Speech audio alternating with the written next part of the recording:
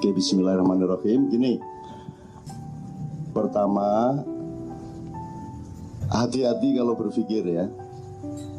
Kan Anda ngelihat angkot berpikir, ngelihat duren sawit berpikir. Jadi tidak pernah tidak berpikir. Maka hati-hati berpikir, karena kalau Anda berpikir, dia mungkin akan menjadi ucapan. Jadi setelah pikiran dia menjadi ucapan. Maka tingkatkan kehati-hatiannya di dalam mengucapkan sesuatu, karena ucapan itu akan bisa menjadi tindakan atau perbuatan.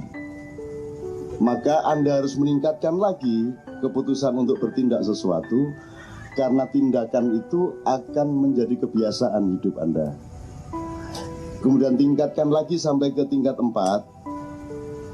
Tindakan hidup Anda ini karena sudah menjadi kebiasaan, maka lama-lama dia menjadi karakter hidupmu, menjadi karakter pribadimu.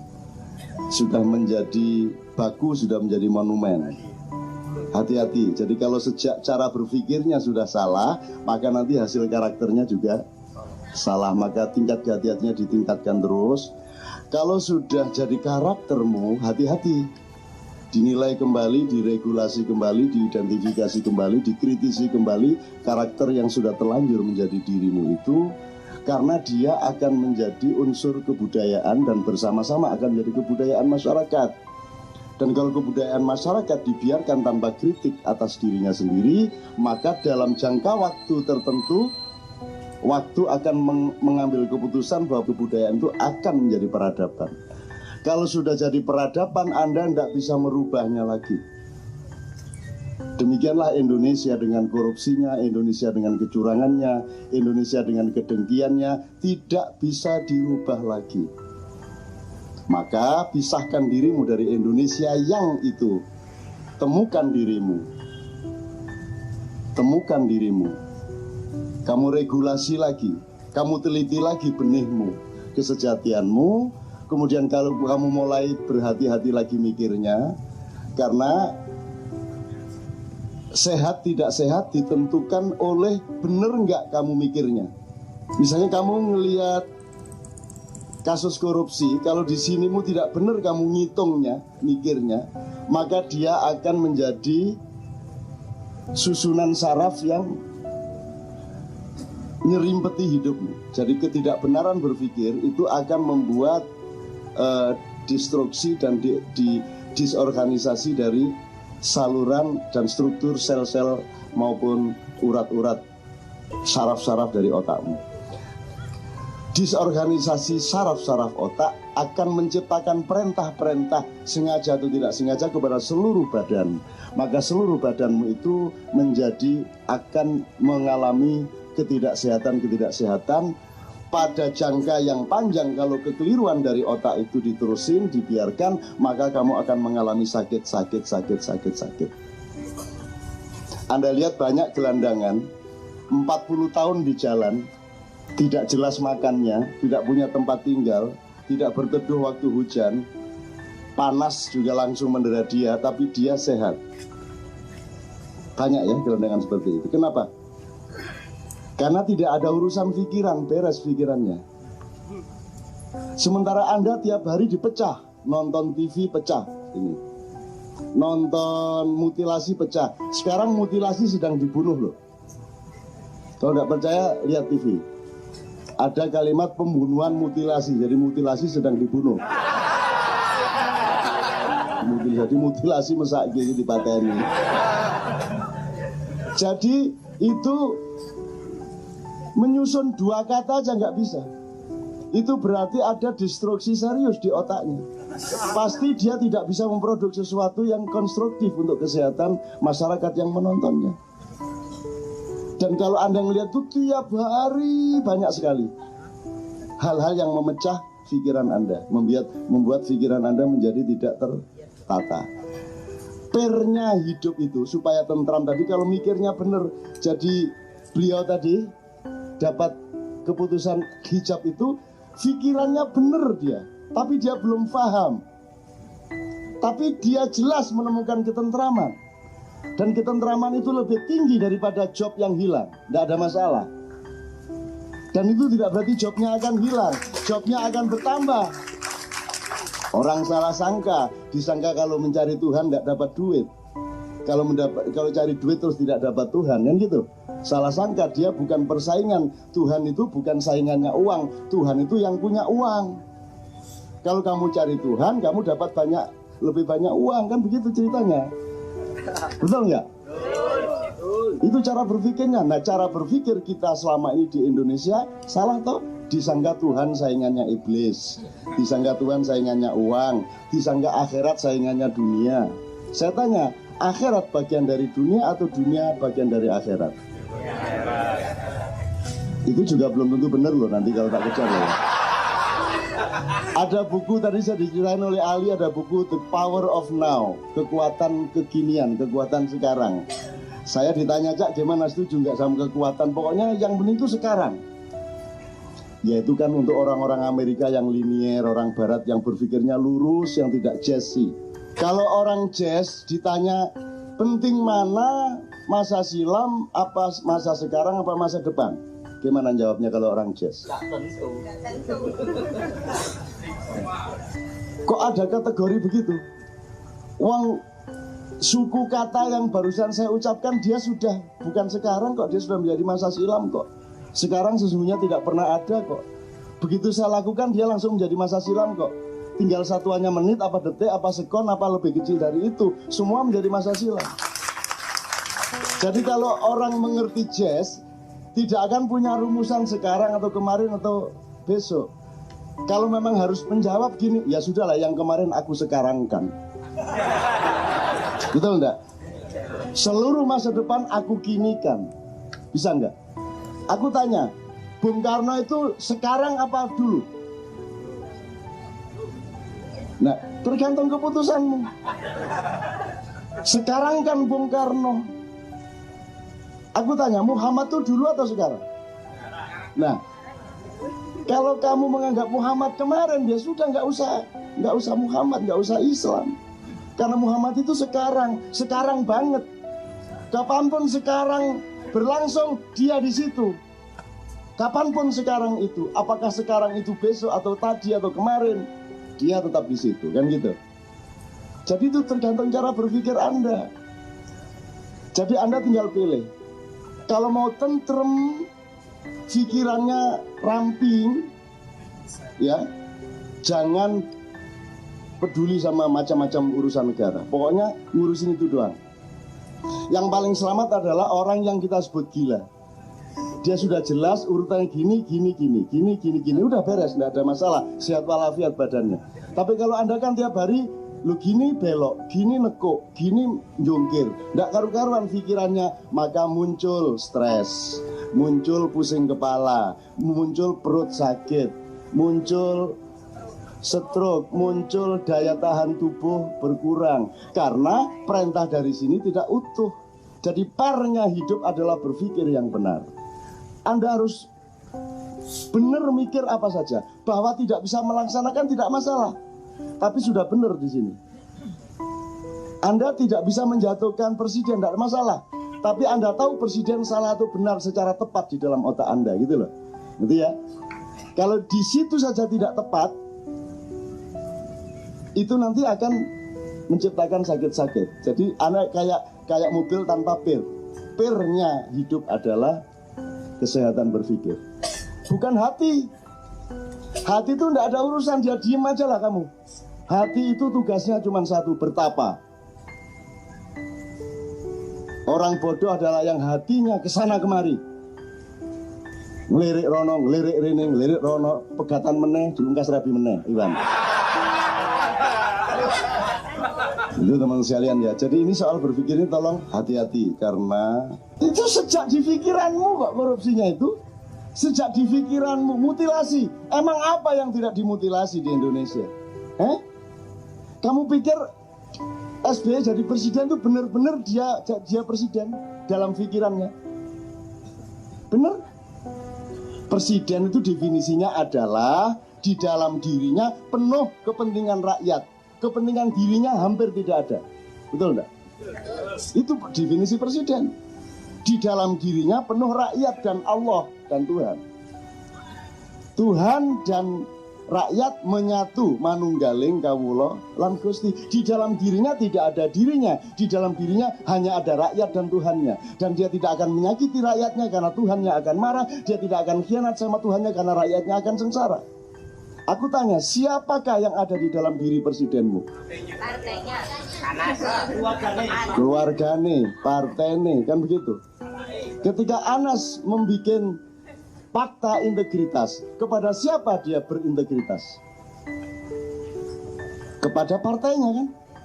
Seharusnya integritasnya kepada siapa? Kepada rakyat, bukan kepada partai. Partai itu alat untuk mengabdi kepada rakyat. Kesetiaanmu bukan kesetiaan kepada partai. Begitu kamu jadi presiden, kamu tidak boleh punya fungsi apapun di partaimu. Ketua Dewan Pembina nggak boleh. Kamu konsentrasi jadi buruhnya rakyat. Nah, ini saya bukan ngecam presiden, saya menunjukkan pikirannya nggak benar. Kan begitu. Kalau pikirannya nggak benar, produknya seperti itu, kan tadi saya bilang. Hati-hati berpikir karena pikiranmu akan jadi ucapan. Hati-hati mengucapkan sesuatu karena ucapanmu akan jadi tindakan. Hati-hati bertindak karena tindakanmu akan jadi kebiasaan. Hati-hati dengan kebiasaan tindakanmu karena dia akan menjadi kebudayaan. Dan kalau kebudayaanmu itu terlanjur keliru sejak dari pikiranmu, kamu biarkan dalam waktu yang terlalu lama, maka dia menjadi peradaban. Ibaratnya watu wis dadi akeh. Wis angel iku akeh iki diapa-apakno. Gitu loh, Rek. Ya, kalau 2014 tidak ada perubahan apa-apa yang mendasar, maka korupsi sudah menjadi peradaban Indonesia. Dan jangan ngomong kamu anti korupsi. Jangan percaya kepada siapapun yang bilang saya anti korupsi. PKS bilang kami selalu anti korupsi. Demokrat bilang kami selalu anti korupsi. Ngono toh? Saya sebagai orang tua bilang ojo percaya. Jangan percaya. Yang mereka tidak suka adalah korupsi tapi ketahuan.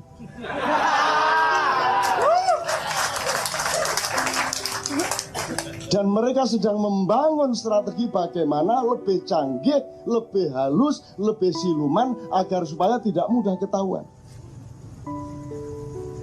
Jadi jangan percaya kalau ada anti korupsi. Ngaku saja semua seneng korupsi. Ngaku aja, seluruh Indonesia. Kecuali saya. Guna ya aku. Ini ngarepe Gusti Allah ini. Terus Gusti Allah ngenyek, dapurmu sing kok colong apa nun. Emang lu nggak menjabat apa-apa, lu mau korupsi apa? Gitu. Tapi kan keberanian aku untuk tidak berada di tempat yang aku bisa korupsi kan lumayan. Kan semua orang kan pada ingin bertempat di situ. Kan aku tidak punya. Aku tidak mau di situ dari dulu. Aku yang ngene iki. 30 tahun yang lalu yang ngene iki celanane, yang ngene iki sandale. Ket biyen ngene gitu-gitu melulu tuh si MH. Memang cuman gitu-gitu melulu. Gitu ya teman-teman sekalian. Saya tidak ngomong negara, saya ngomong hati-hati berpikir. Pastikan bahwa pikiranmu itu benar. Kalau ada yang nyerimpet, cepat diurai. Kalau ada kotoran, cepat di vacuum cleaner. Ya, cepat. Sebab itu yang menentukan kesehatan Anda. Jangan begitu. Gitu ya teman-teman sekalian.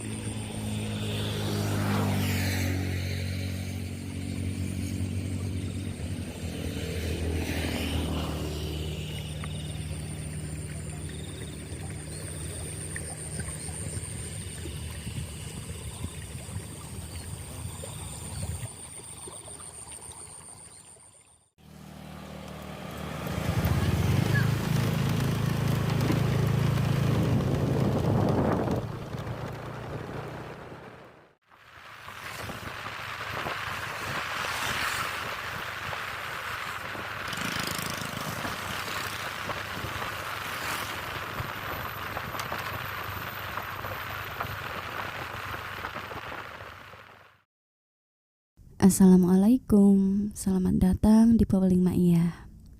Berikut ini adalah kutipan video Sinau Bareng tahun 2013. Dan inti dari kutipan video Sinau Bareng kali ini, sebatas yang dapat kami tangkap, kurang lebih adalah Mbah Nun merespon apa yang disampaikan oleh pembicara-pembicara sebelumnya. Dan sebatas yang dapat kami tangkap, kurang lebih beginilah poin-poin yang disampaikan oleh Mbah Nun. Poin yang pertama adalah Mbah Nun berpesan agar hati-hati dalam berpikir. Karena kita kan tidak pernah tidak berpikir, apapun yang kita lihat, kita dengar, dan kita rasakan, kita pasti berpikir. Maka hati-hati dalam berpikir, karena kalau kita berpikir, dia mungkin akan menjadi ucapan. Jadi, setelah pikiran kemudian menjadi ucapan. Maka, tingkatkanlah kehati-hatiannya di dalam mengucapkan sesuatu, karena ucapan itu akan bisa menjadi tindakan atau perbuatan. Maka, Anda harus meningkatkan lagi keputusan untuk bertindak sesuatu, karena tindakan itu akan menjadi kebiasaan hidup Anda. Kemudian tindakan ini karena sudah menjadi kebiasaan, maka lama-lama dia menjadi karakter hidupmu, menjadi karakter pribadimu, menjadi baku, menjadi monumen. Kalau sudah jadi karaktermu, maka berhati-hatilah. Diidentifikasi kembali, diregulasi kembali, dikritik kembali karakter yang sudah terlanjur menjadi dirimu itu, karena akan menjadi unsur kebudayaan dan bersama-sama akan menjadi kebudayaan masyarakat. Dan kalau kebudayaan masyarakat dibiarkan tanpa kritik atas dirinya sendiri, maka dalam jangka waktu tertentu, waktu akan mengambil keputusan bahwa kebudayaan itu akan menjadi peradaban. Dan kalau sudah menjadi peradaban, Anda sudah tidak bisa merubahnya lagi. Demikianlah Indonesia dengan korupsinya, kecurangannya, kekisruhannya, kebenciannya, dan dengan pertikaiannya. Itu semua tidak bisa dirubah lagi. Maka pisahkanlah dirimu dari Indonesia yang seperti itu. Artinya, pisahkanlah dirimu dari Indonesia yang curang, yang memelihara kebencian, yang selalu kisruh dan bertikai seperti itu. Temukan Indonesia yang sejati pada setiap dirimu masing-masing. Jadi, inti atau garis besar pada pointer ini adalah Mbah Nun berpesan agar hati-hati dalam berpikir, karena itu akan menjadi kebiasaan dan kebiasaan itu bisa menular ke sekelilingnya sehingga akan menjadi kebiasaan umum, bahkan bisa menjadi peradaban. Sehingga jika mulai dari pikiran kita saja sudah salah, maka jangan heran jika peradaban kita kacau balau begini. Kemudian pointer yang kedua, Mbah Nun pun kembali mengingatkan agar senantiasa hati-hati dalam berpikir. Karena menurut Mbah Nun, sehat dan tidak sehat itu ditentukan oleh benar apa tidak cara kita berpikirnya. Jadi misalkan kalau kita menghitung dan berpikir tentang kasus korupsi, kalau dalam otak kita berpikirnya tidak benar, maka itu akan menjadi susunan saraf yang akan nyerimpeti hidupmu. Jadi intinya adalah ketidaktepatan berpikir akan membuat destruksi dan disorganisasi dari saluran dan struktur sel-sel maupun urat-urat syaraf dari otak kita. Dan disorganisasi dari syaraf-syaraf otak itu kemudian akan menciptakan perintah-perintah yang salah secara sengaja atau tidak sengaja ke seluruh badan. Dan pada jangka waktu yang panjang, kalau kekeliruan dari otakmu itu diteruskan atau dibiarkan, maka kamu akan mengalami berbagai macam varian sakit. Oleh karena itu, muncullah sakit kepala, sakit perut, sakit ini, sakit itu, dan seterusnya. Dalam hal ini, Mbah Nun mengibaratkannya dengan istilah pir mobil. Jadi, pirnya orang hidup adalah kesehatan berpikir, bukan hati. Kalau hati itu diam saja. Tugas hati itu pokoknya bertapa. Dan orang bodoh adalah yang hatinya ke sana kemari, lirik sana sini, cerai sebentar kemudian nikah lagi. Intinya hati itu tugasnya adalah bertapa, sedangkan akal pikiran tugasnya adalah berpikir yang benar. Karena sakit atau sehat itu tergantung dari ketetapan cara kita berpikir. Pointer selanjutnya, Mbah Nun mencontohkan gelandangan. Misalkan, jika kita melihat gelandangan atau ODGJ, belasan tahun hidup di jalanan, tidak jelas makannya, tidak punya tempat tinggal, tidak berteduh waktu hujan dan panas matahari juga langsung mendera dia, tapi dia sehat. Banyak kan gelandangan seperti itu? Kenapa ya?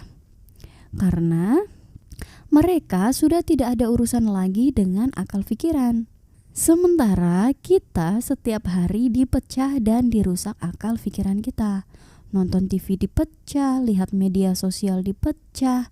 Pokoknya akal dan pikiran kita dipecah dan dikacaukan sedemikian rupa oleh segala macam informasi yang tidak karuan. Contohnya, lihat TV kita disuguhkan dengan mutilasi, kekejaman, kebiadaban, pokoknya segala macam hal yang akan membuat destruksi atas otak kita. Bahkan menurut Mbah Nun, dari kata-kata atau headline judul pada berita saja sudah sangat membuat destruksi. Misalkan ada headline begini, pembunuhan mutilasi. Itu kan susunan kata yang sangat destruksi baru hanya dari susunan katanya saja. Ya masa pembunuhan mutilasi, berarti mutilasi sedang dibunuh. Jadi mutilasi ini kasihan sekali dia dibunuh ya. Nah itu menurut Mbah Nun, menyusun dua kata saja tidak bisa. Dan itu berarti ada destruksi yang serius di otaknya. Oleh karena itu, pasti dia tidak bisa memproduksi sesuatu yang konstruktif untuk masyarakat yang menontonnya. Bayangkan, itu baru headline atau judul susunan kata. Belum lagi isi berita yang selalu dicekokkan media. Pembunuhan lah, kekerasan, pencurian, kekejaman, pemerkosaan, kecurangan, dan seterusnya. Dan semua yang mereka cekokkan itu akan merasuki pikiran dari setiap masyarakat yang menontonnya. Dan seperti yang sudah Mbah Nun ungkapkan di awal, bahwa jika sudah masuk ke dalam otak atau pikiran, maka dia akan menjadi ucapan, kemudian perilaku, dan akhirnya menjadi karakter dan kebudayaan. Sehingga secara tidak langsung suguhan itu adalah proses untuk perusakan peradaban manusia. Dan hal seperti itu yang memecah pikiran kita menurut Mbah Nun amat sangat banyak di Indonesia. Contoh lain misalkan, Mbah Nun merespon dari apa yang sudah dikemukakan oleh pembicara sebelumnya yang bercerita telah menemukan ketentraman setelah berhijab. Namun, dia tidak bisa mengungkapkan ketentraman seperti apa yang dia rasakan. Yang jelas, ketentraman itu lebih tinggi daripada job yang hilang. Namun, itu tidak masalah karena menurut Mbah Nun itu bukan berarti bahwa jobnya akan hilang. Justru jobnya akan bertambah. Menurut Mbah Nun, selama ini banyak orang yang salah sangka. Misalkan, disangkanya kalau orang cari Tuhan maka dia tidak dapat duit, dan kalau cari duit terus tidak dapat Tuhan. Mereka salah sangka karena menurut Mbah Nun, duit itu bukan persaingan. Jadi Tuhan itu bukan persaingannya uang, justru Tuhan itu yang punya uang. Jadi kalau kamu cari Tuhan, maka kamu akan dapat lebih banyak uang. Begitu cara berpikirnya. Namun, cara berpikir kita selama ini di Indonesia salah toh. Disangkanya Tuhan saingannya uang, disangkanya Tuhan saingannya iblis, disangka ada kerajaan Tuhan dan ada kerajaan setan, disangka akhirat saingannya dunia. Padahal menurut Mbah Nun, justru dunia ini adalah bagian dari akhirat, karena apa yang kita lakukan di dunia ini akan kita jumpai di akhirat.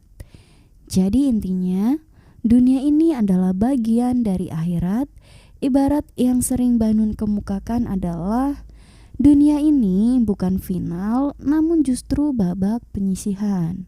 Atau juga Mbah Nun sering mengingatkan bahwa inna ilahi wa inna ilahi roji'un itu bukanlah rumus kematian, namun justru itu adalah rumus kehidupan, di mana kita berasal dari Allah dan akan kembali lagi ke Allah. Sehingga kematian itu adalah awal dari babak baru yang berkaitan dengan dunia. Atau istilah dari Mbah Nun itu adalah kematian itu ibarat Anda dari ulat menjadi kepompong, kemudian menjadi kupu-kupu. Nah, cara berpikir yang seperti itu menurut Mbah Nun, kita banyak yang salah sekarang. Kemudian poin selanjutnya adalah Mbah Nun memberikan banyak lagi contoh-contoh akibat atau hasil dari ketidaktepatan berpikir. Sedikit gambarannya, misalkan Mbah Nun mencontohkan bahwa sekarang pemerintah ini tidak bisa berpikir bahwa mereka itu sebenarnya adalah petugas rakyat, atau dalam istilah Mbah Nun mereka itu buruhnya rakyat.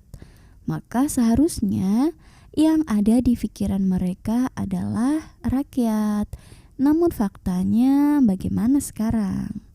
Apakah yang difikirkan para pejabat, pemerintahan, polisi, dan sejenisnya itu yang sudah digaji, diberi tunjangan dan fasilitas, berpikir bahwa mereka adalah buruhnya rakyat?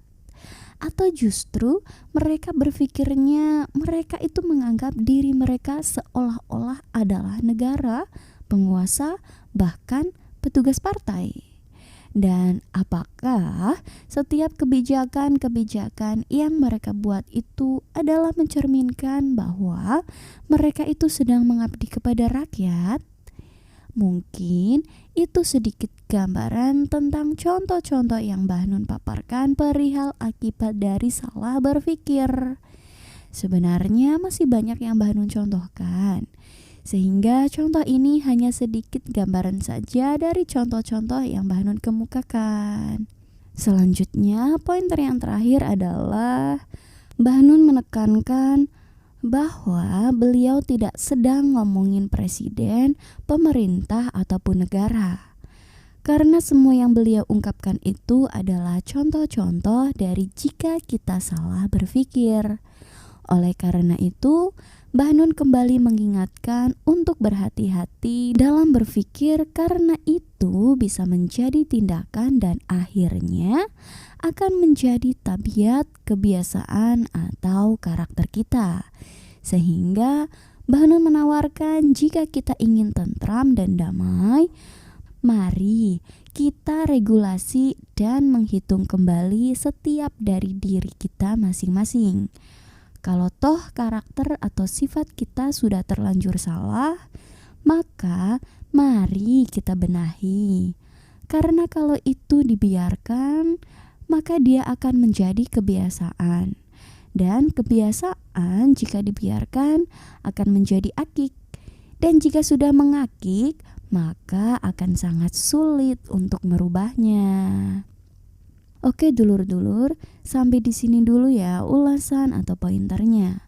Sebenarnya masih ada begitu banyak hal yang dapat kita pelajari bersama dari kutipan Sinau Bareng pada video ini. Ulasan, pointer, atau rangkuman yang kami ungkapkan itu hanya sedikit gambaran saja. Dan semua yang kami ungkapkan itu bukanlah sebuah kebenaran. Hanya saja semoga dapat sedikit menambah referensi. Mohon maaf atas semua kelemahan sudut pandang kami. Matur suwun dan sehat selalu saudaraku. Wassalamualaikum.